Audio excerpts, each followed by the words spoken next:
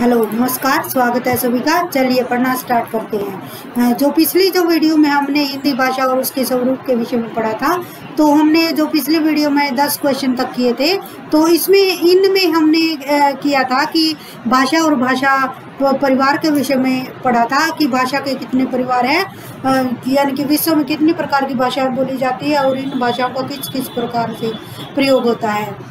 तो हमने विश्व भाषाओं के परिवार के विषय में पढ़ लिया था और आज का जो विषय हम नेक्स्ट पढ़ते हैं, चलिए हम पढ़ना स्टार्ट करते हैं कि हमारा जो अगला जो क्वेश्चन है वो है भारतीय आर्य भाषा के क्रमिक विकास पर प्रकाश डालिए।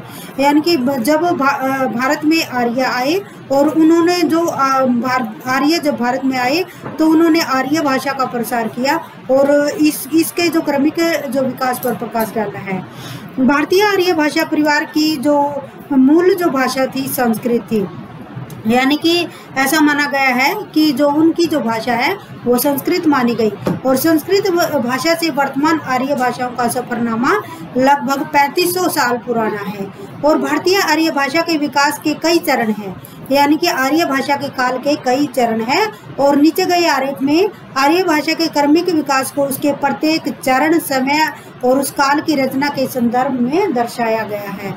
तो चलिए हम पढ़ते हैं कि भारतीय आर्यकरण। जैसे कि हम सभी जानते हैं कि आर्यों का आगमन हमारे देश में हुआ और ये जो आर्य जो आए जब हमारे देश में, तो इनको आक्रांता कहा जाता था। कई बार ऐसे एग्जाम में पूछ लेती है कि अरब और फारस से आने वाले जो यात्री थे जो आर्य कहलाए, तो उनको मूल रूप में क्या कहा जाता था, तो उनको आक्रांता कहा जाता था। ये क्वेश्चन 2-3 बार एग्जाम में पूछा जा चुका है।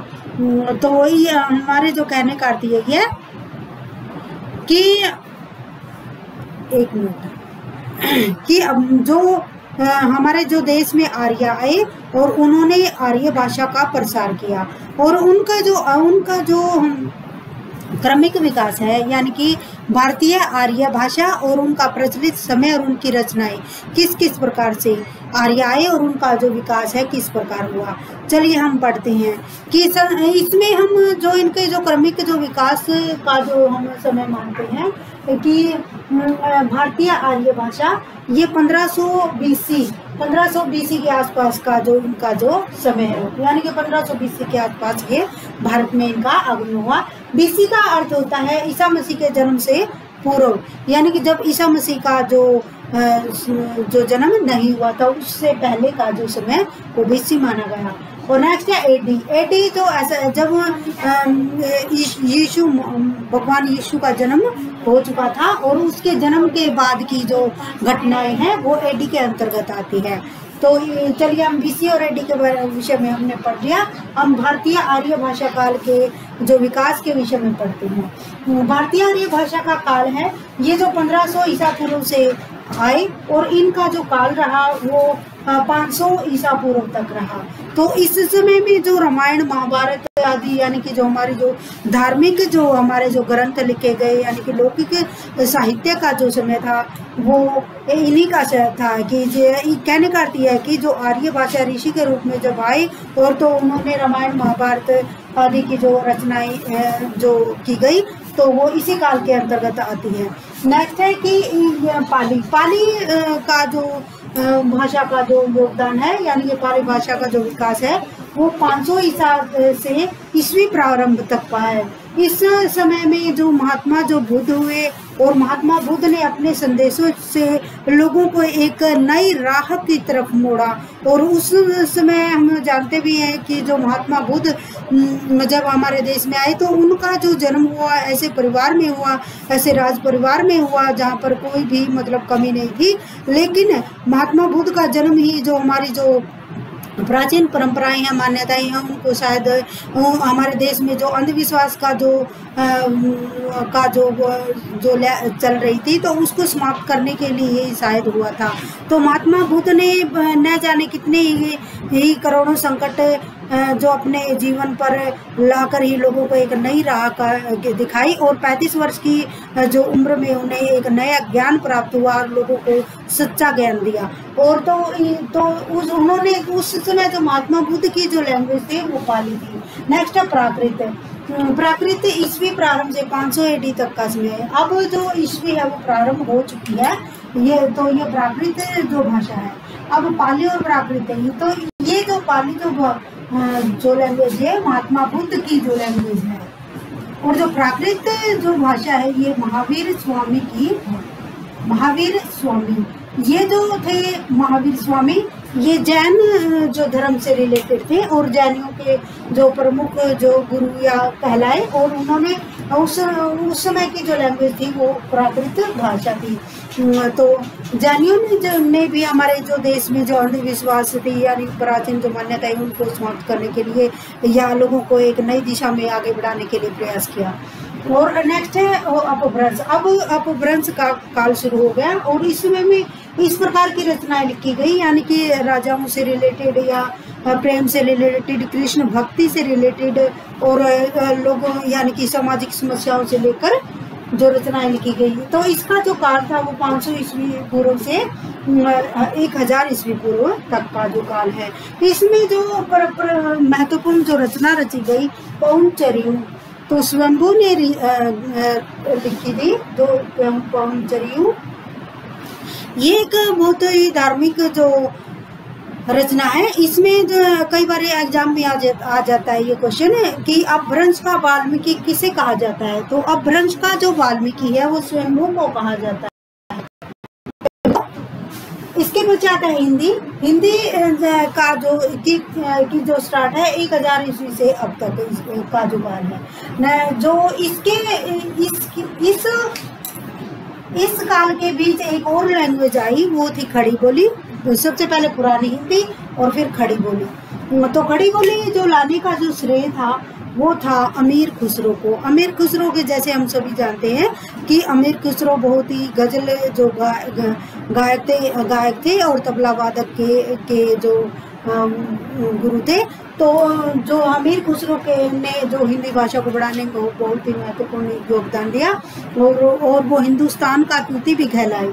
तो इनका जो समय यानी कि तो उसके पश्चात ही हिंदी भाषा का विकास आगे हुआ। और आगे चलकर जब बहुत सारे काल आए, जैसे खिलजी वंश भी आया और उसमें मोहम्मद गौरी भी आया और इस प्रकार बाबर भी आया, तो किस प्रकार आगे बढ़कर जब मुसलमानों का राज आया तो इस प्रकार जो भाषा का विकास होता गया। और मुसलमानों के समय जो भाषा आई वो फारसी से रिलेटेड उर्दू भाषा जो राजकाज के कार्यों में प्रयोग की जाती थी। और इसके पश्चात जब जो मुसलमानों ने 250 वर्ष तक जब हमारे देश पर जब राज किया, 250 ने बहुत ही ज़्यादा वर्ष तक हमारे देश पर राज किया, तो उन्होंने उनकी जो लैंग्वेज थी वो उर्दू भाषा थी।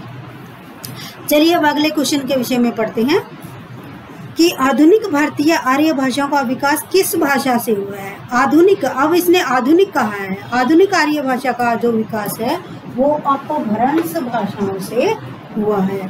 मुगल काल में हिंदी भाषा का प्रभाव डालने वाली 2 मुख्य भाषाएं कौन कौन थी। तो इसमें 2 मुख्य भाषाएं थी, एक अरबी थी और दूसरा फारसी जो भाषा थी।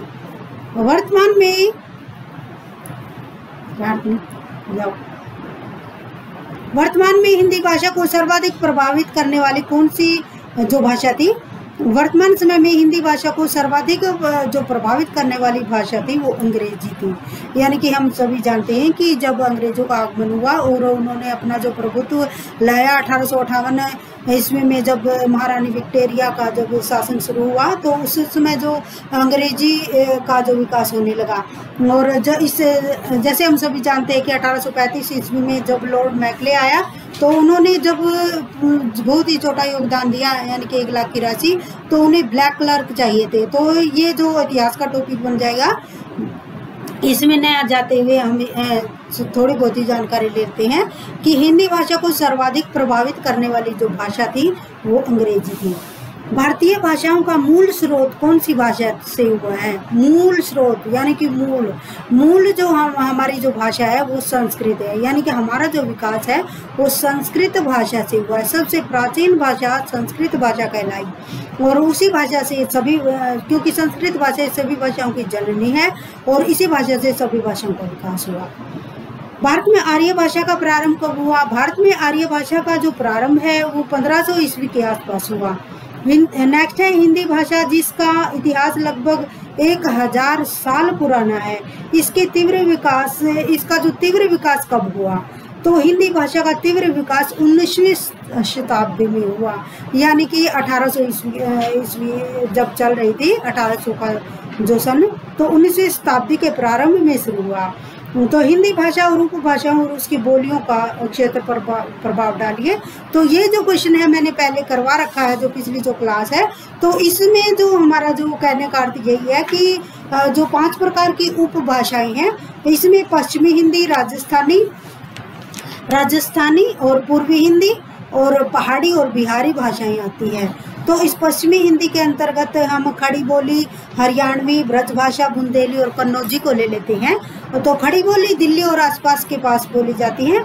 तो पश्चिमी हिंदी का ये जो हम स्वरूप पढ़ रहे हैं कि पश्चिमी हिंदी के अंतर्गत कौन कौन सी जो बोलियां आती हैं उपभाषा के अंतर्गत, तो पश्चिमी हिंदी के अंतर्गत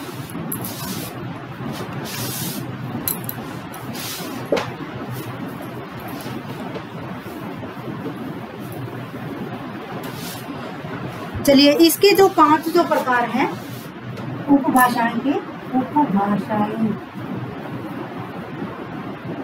5 प्रकार है। सबसे पहले पश्चिमी हिंदी,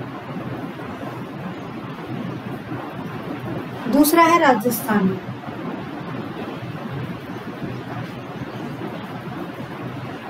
तीसरा है पूर्वी हिंदी,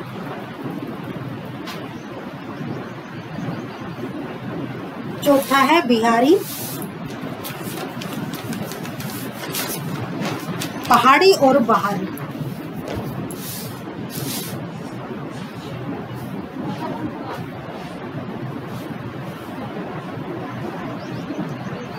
तो इस प्रकार ये जो 5 प्रकार की जो उपभाषाएं जो लोगों के द्वारा बोली जाती थी, तो इसका जो हिंदी भाषा के अंतर्गत अब हम जो पश्चिमी भाषा है उसके विषय में पढ़ते हैं कि इसके अंतर्गत कौन कौन सी बोलियां आती थी। इसके अंतर्गत जो बोलियां आती थी वो खड़ी बोली,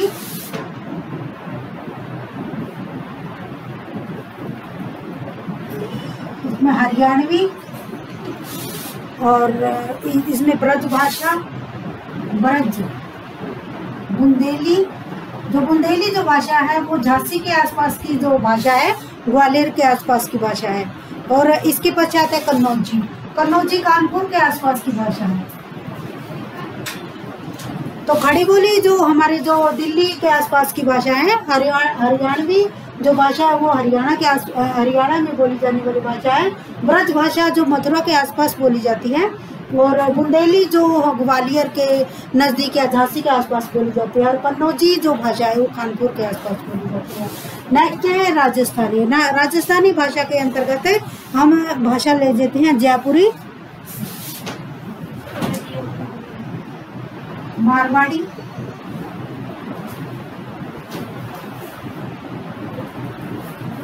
मेवाती, और इसकी एक और जो भाषा है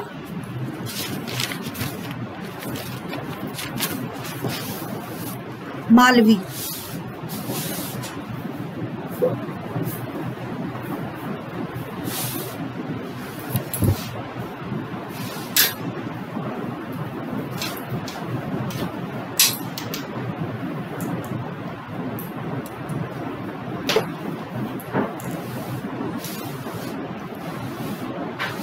तो इसमें राजस्थान में बोली जाने वाली जो भाषा है वो जयपुरी, मारवाड़ी, मेवाती और मालवी भाषा है। तो ये उत्तर पश्चिम और मतलब दक्षिण के इलाकों में जो अलग अलग प्रकार की भाषाएं बोली जाती हैं, तो ये राजस्थानी लैंग्वेज के अंतर्गत आती है। नेक्स्ट है पूर्वी हिंदी। पूर्वी हिंदी के अंतर्गत 3 ही भाषाएं आती है, अवधी, बघेली, छत्तीसगढ़ी। अवधी, बघेली, बघेलखंड के आसपास बोली जाने वाली भाषा, और छत्तीसगढ़ी, ये यूपी और छत्तीसगढ़ के आसपास बोली जाने वाली भाषा। और अवधी जैसे कि हम सभी जानते हैं कि तुलसीदास ने अपनी जो रचना लिखी थी रामचरितमानस वो इसी भाषा में लिखी थी, यानी कि यूपी की ये लैंग्वेज है। ये पहाड़ी भाषा के अंतर्गत दो भाषाएं आती है, जो एक तो होती है इसकी जो भाषा पहाड़ी भाषा के अंतर्गत गढ़वाली और कुमाऊनी। कुमाऊनी ये और गढ़वाली। तो ये जो भाषा है हिमाचल प्रदेश में बोली जाने वाली जो भाषा है वो, और यूके यानी कि उत्तराखंड में बोली जाने वाली भाषाएं हैं ये जो भाषाएं हैं। और इसके पश्चात है बिहारी जो भाषा है, इसके अंतर्गत जो भाषाएं आती हैं तो इसके अंदर भोजपुरी, मगही और मैथिली। भोजपुरी,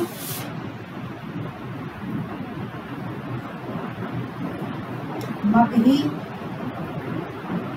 और मैथिली।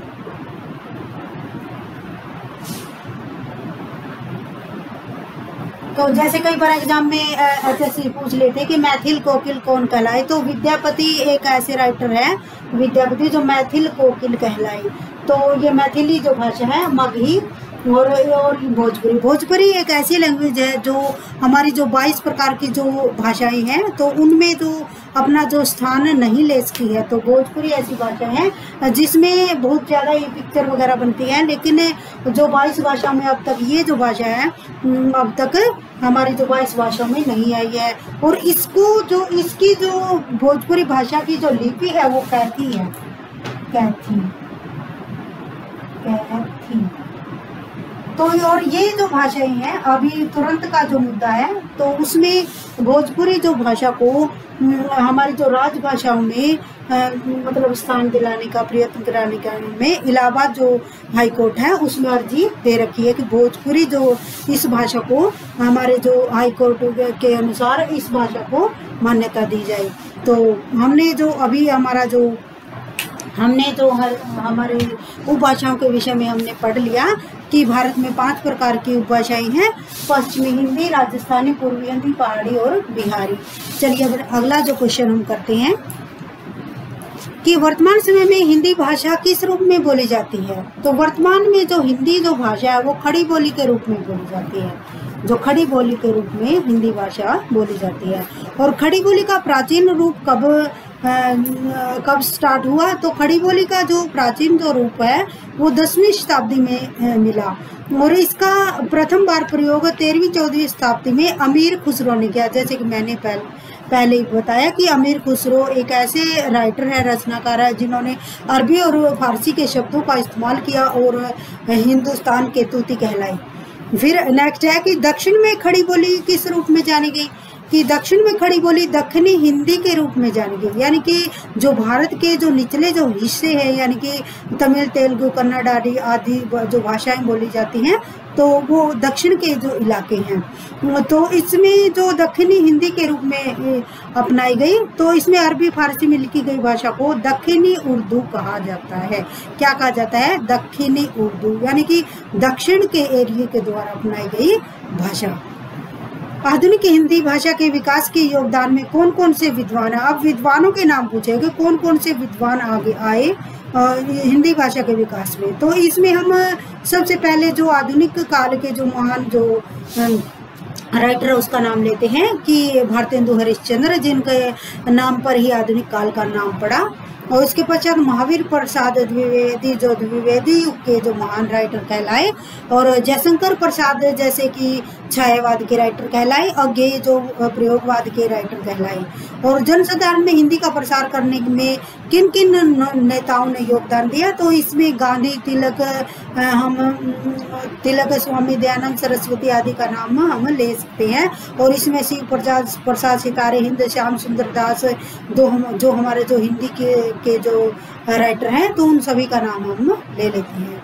तो हिंदी किस भाषा का शब्द है? हिंदी जो शब्द है ये भी बहुत ही महत्वपूर्ण क्वेश्चन है कि हिंदी किस भाषा का शब्द है। तो हिंदी जो शब्द है वो फारसी भाषा का शब्द है।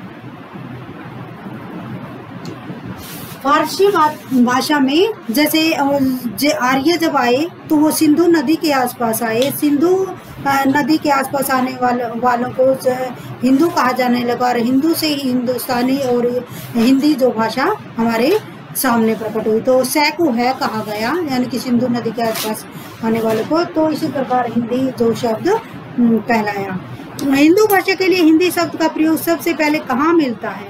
तो ये जो शब्द है हिंदी भाषा के लिए हिंदी शब्द का प्रयोग सबसे पहले कहाँ मिला? तो शरफुद्दीन यज़दी के जफरनामा में। शरफुद्दीन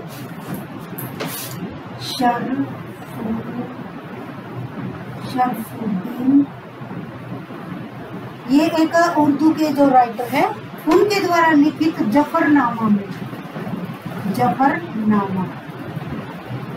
जफरनामा में जो हिंदी जो शब्द है, हिंदी शब्द का सर्वप्रथम प्रयोग मिला। इसमें शरफुद्दीन ये राइटर का नाम है और इनके द्वारा लिखित जो राइटर वो जो बुक थी वो जफरनामा में मिला। नेक्स्ट जो अगला जो क्वेश्चन है, हिंदी नाम का विकास किन किन शब्दों से हुआ? हिंदी नाम का विकास। तो हिंदी नाम का जो विकास है संस्कृत के में सिंधु नदी, यूनानी भाषा के इंडिका और अंग्रेजी भाषा के इंडिया शब्दों से बना। वर्तमान में हिंदी भाषी क्षेत्र पर प्रकाश डालिए। तो इसमें यह है यानी कि जिन 9 जो राज्य हैं हमारे देश के जिन्होंने हिंदी को जो प्राथमिकता दी यानी कि प्रथम भाषा के रूप में योगदान दिया है, तो इसमें जो 9 प्रकार के जो राज्य हैं तो इसमें हम नाम लेते हैं कि उत्तर प्रदेश, हिमाचल प्रदेश, उत्तराखंड, राजस्थान, मध्य प्रदेश, हरियाणा, बिहार, झारखंड, छत्तीसगढ़ और दिल्ली। दिल्ली एक यूटी है जैसे कि हम सभी जानते हैं। और तो यहाँ पर जो बोली जाने वाली जो प्रथम जो भाषा है तो इसमें जो 9 ये राज्य हैं और एक यूटी है। तो यहाँ पर जो हिंदी जो प्रथम भाषा के रूप में बोलते हैं ना। आगे मैं जो हिंदी भाषा यानी कि हिंदी भाषा में कौन कौन हमारे देश में किस प्रकार की कितनी भाषाएं और किस देश ने कौन सी भाषा अपनाई है तो इसकी एक अलग से क्लास बनाएंगे। तो अब हम संपर्क भाषा के रूप में हम जो संपर्क का अर्थ यही है कि जब हम हिंदी जो जिस राज्य ने अलग भाषा प्रथम जो भाषा जो अपनाई है इसके पश्चात जो हिंदी यानी कि द्वितीय भाषा का दर्जा दिया है। इसमें पंजाब, महाराष्ट्र, गुजरात और बंगाल में भी ये भाषा बोली जाती है। इसका जो अगला जो क्वेश्चन है, हिंदी को भारत की राजभाषा कब घोषित किया? हिंदी को राजभाषा का दर्जा संविधान के अनुच्छेद 343 के अंतर्गत 14 सितंबर 1949 को दिया गया। 14 सितंबर 1949 को राजभाषा के रूप में इसे चुना गया। जैसे कि मैंने पहले भी बता रखा है, कई क्लासों में बता रखा है कि जो हिंदी जो भाषा है वो एक द्वंद्व के रूप में जिसमें 3-4 दिन एक आयोजन होता रहा कि 14 सितंबर को हिंदी को राजभाषा का दर्जा क्यों दिया। तो इसके पीछे 2 भाषाएं थी, हिंदुस्तानी और देवनागरी लिपि।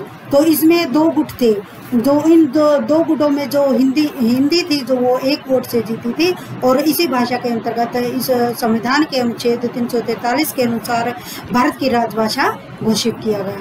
और प्रतिवर्ष किस दिन को हिंदी दिवस मनाया जाता है? तो 14 सितंबर को मनाया जाता है। नेक्स्ट जो बोलियों का टॉपिक आ गया तो वो चलिए हम आगे करेंगे जो बोली का टॉपिक। चलिए आज इतना ही पढ़ते हैं, मिलते हैं नेक्स्ट टॉपिक के साथ। Thank you.